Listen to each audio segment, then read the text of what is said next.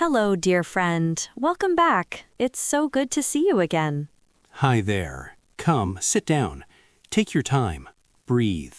Today, we want to talk about something important, something many people struggle with.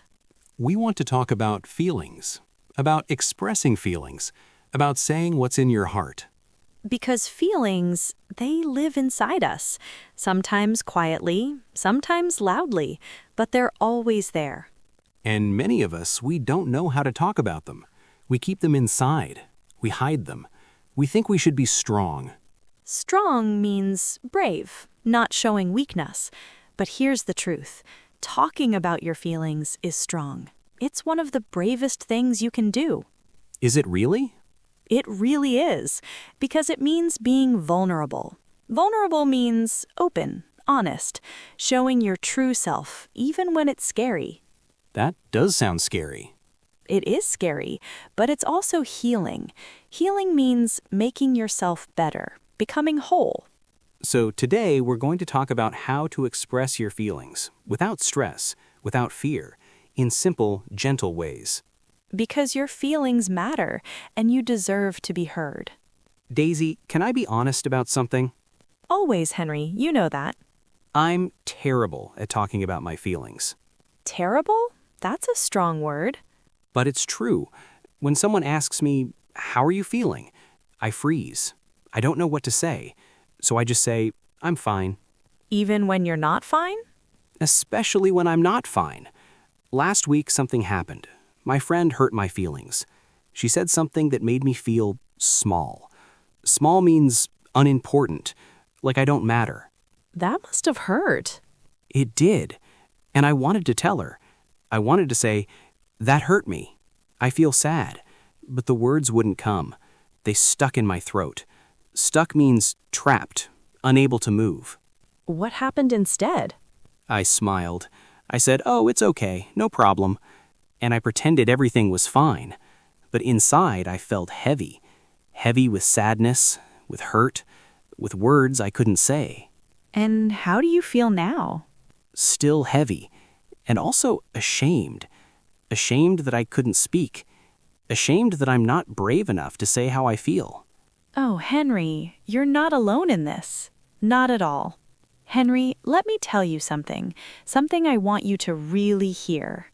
I'm listening. Most people struggle to talk about their feelings. It's not just you. It's almost everyone. Really? Really? Do you know why? Why? Because many of us were never taught how. As children, when we cried, we were told, "Don't cry, be strong."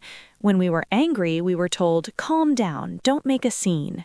A scene means showing big emotions in public, making others uncomfortable. Yes, so we learned to hide our feelings, to push them down, to pretend we're okay, even when we're not. So it's learned behavior? It's learned behavior. And here's the good news. What's learned can be unlearned. You can learn new ways, gentler ways, ways that honor your feelings. How? Let me share some stories with you, stories about people who learned to express their feelings, not perfectly, but honestly. There was a man named James. James was a lot like you, Henry. He couldn't talk about his feelings. What happened to him? James would get upset, angry, sad, frustrated, but he didn't know how to express it, so he would just say, "I'm stressed." That's what I say too. It's what many people say, but stressed is a general word. It doesn't tell the real story. It doesn't name the specific feeling. Specific means exact, particular, clear. Yes, so one day, James's therapist gave him something, a feelings wheel. It's a chart, a circle with many feelings written on it. Like what feelings? Feelings like anxious, disappointed, overwhelmed, jealous, lonely, grateful, peaceful, excited, hurt, embarrassed, proud. So many feelings, more than James knew existed. And the therapist said, when you feel something, look at the wheel. Find the word that matches and say it out loud or in writing. Just name it. Just name it? Just name it. So James started practicing. He would feel something uncomfortable in his chest, and instead of saying, "I'm stressed," he would look at the wheel and he would say, "I'm feeling anxious about the meeting tomorrow." That's more specific. Much more specific. Or, "I'm feeling disappointed that my friend canceled our plans." Or, "I'm feeling overwhelmed with all these tasks."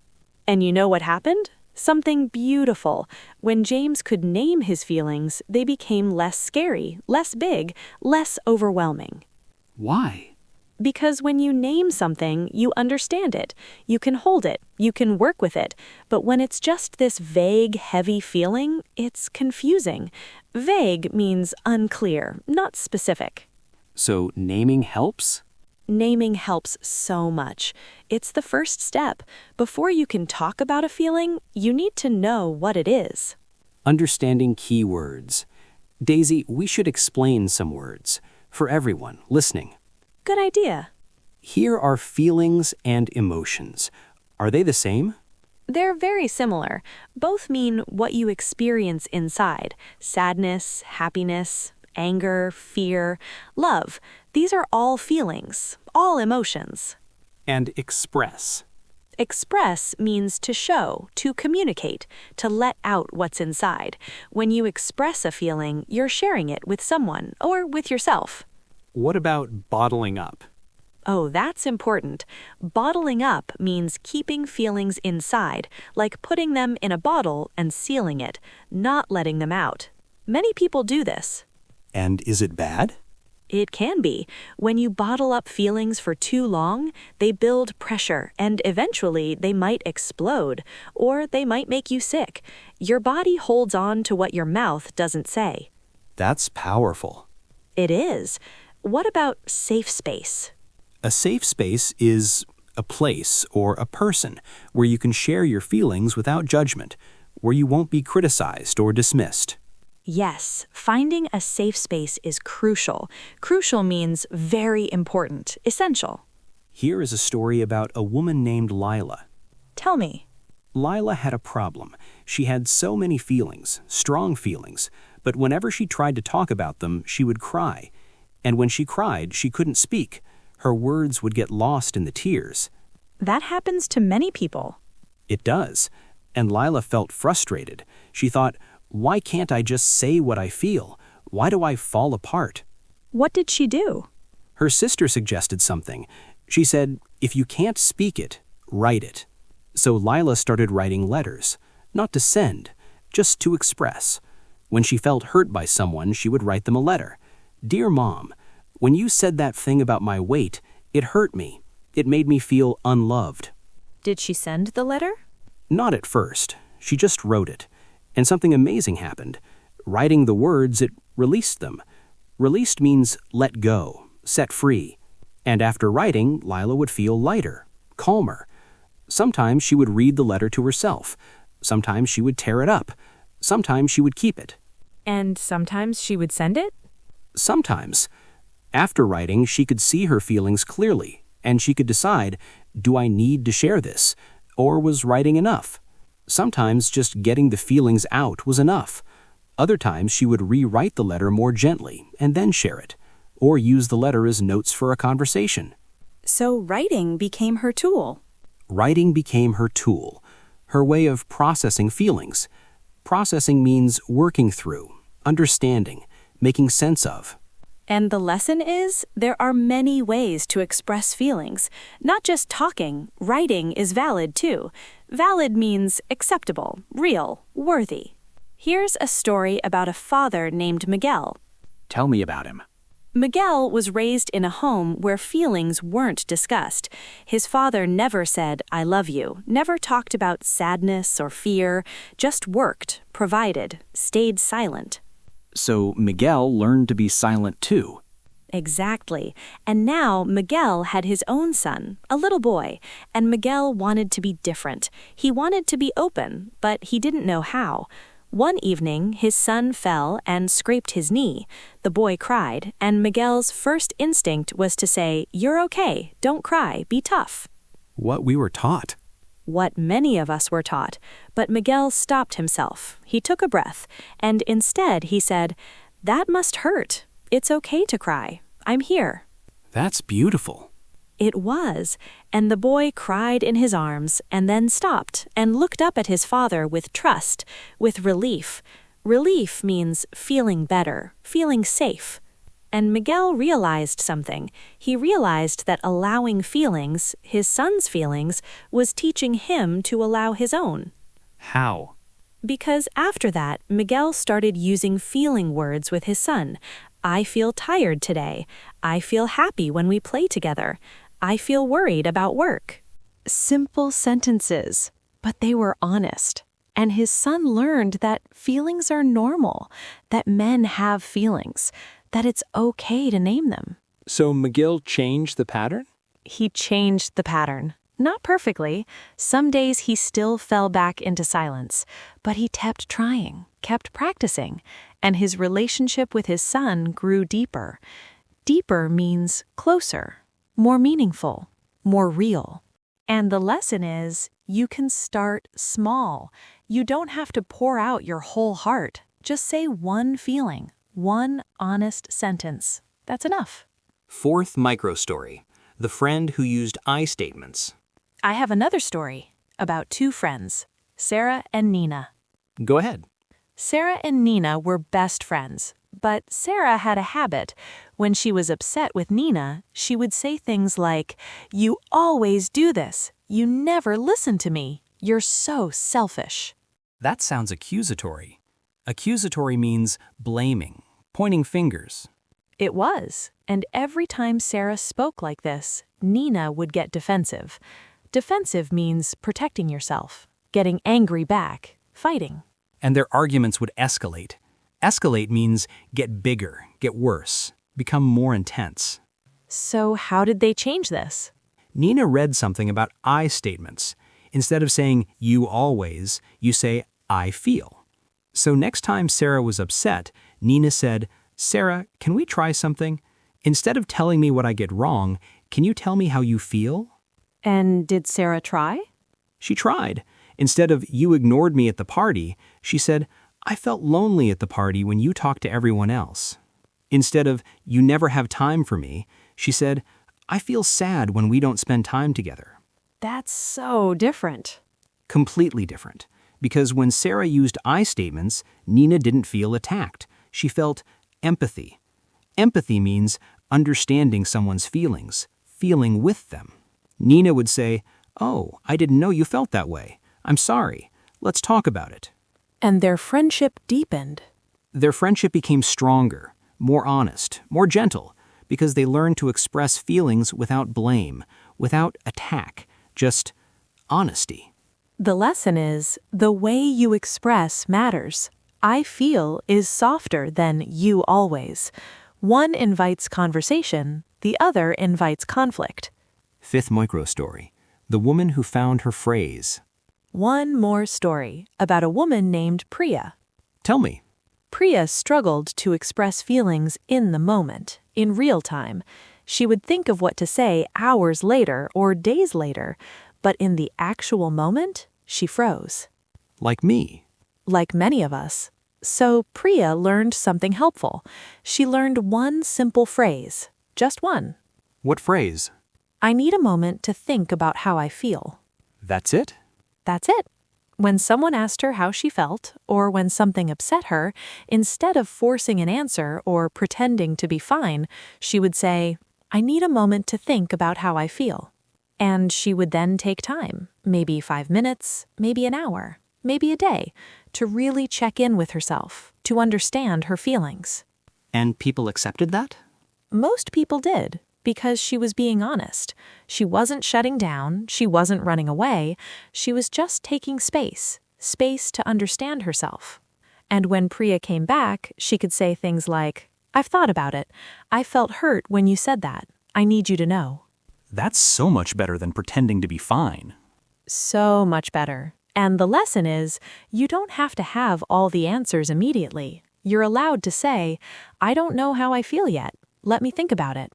That's honest. That's mature. Mature means grown, Wise, emotionally developed. Realizations and life lessons. Daisy, I'm learning so much. What are you learning? I'm learning that there are so many ways to express feelings. Not just one way, not just talking directly in the moment. Yes. What else?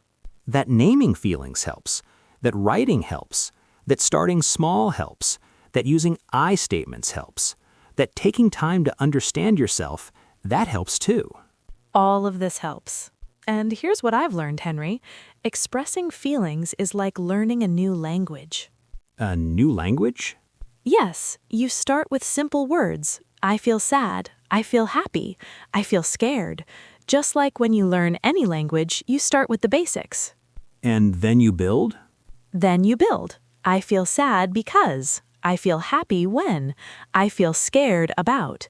You add detail. You add nuance. Nuance means subtle difference, depth. And it gets easier? It gets easier. Not easy, but easier. Because you're practicing. You're building that muscle, that emotional vocabulary. And another thing I've learned, expressing feelings doesn't mean dumping them on people. Dumping? Dumping means unloading everything without thought, without care for the other person, just pouring out all your anger or pain without consideration. So there's a difference. There's a big difference. Expressing is thoughtful. It considers the other person. It uses I statements. It seeks understanding. Dumping is just releasing without care. A comforting message to the listener. Dear friend, we want to talk to you now. Yes, if you're listening and you struggle to express your feelings, we understand. Maybe you were taught to be quiet, to be strong, to not burden others with your emotions. Burden means a heavy load, something that weighs someone down. But your feelings aren't a burden. They're part of being human. Everyone feels. Everyone hurts. Everyone needs to express. You're not weak for having feelings. You're human. And you deserve to be heard. You deserve to say what's in your heart. Start small today. Try one thing. Maybe name one feeling you're experiencing right now, just to yourself, in your head or out loud. Or write one sentence in a journal. Today I feel... and complete it. Or use an I statement with someone safe, someone who loves you. I feel grateful for you. That's a feeling too. You don't have to pour out everything. Just start. Just try. And be patient with yourself. If you freeze, that's okay. If you cry, that's okay. If you need time, that's okay. There's no perfect way to express feelings. There's only your way, your honest, imperfect, beautiful way. And remember, you don't have to do this alone. Find your safe person, your safe space, where you can practice, where you can be yourself. Because feelings that stay inside, they grow heavy. They hurt you. But feelings that are expressed, they become lighter. They connect you to others. They heal you. Daisy, I feel lighter after this conversation. Do you? Yes. I think I'm going to call my friend, the one who hurt my feelings, and I'm going to say, when you said that, I felt small. I need you to know. That's brave, Henry. It's terrifying, but I think I can do it. I know you can. And to our dear friend listening, thank you for being here. Thank you for exploring this with us. We hope you feel a little braver now, a little more permission to feel, to express, to be honest. Your feelings are valid. All of them. The happy ones, the sad ones, the angry ones, the confused ones. They all matter, and you matter. So this week, practice one small thing. Name a feeling. Write a sentence. Use an I statement. Take a moment to check in with yourself. And notice what happens. Notice if you feel lighter, if you feel more connected, if you feel more like yourself. Because when you express your feelings, you honor yourself. You honor your truth. And that's one of the most loving things you can do. We believe in you. We truly believe in you. Till next time, dear friend, feel what you feel and know that it's safe to share it. You're not alone.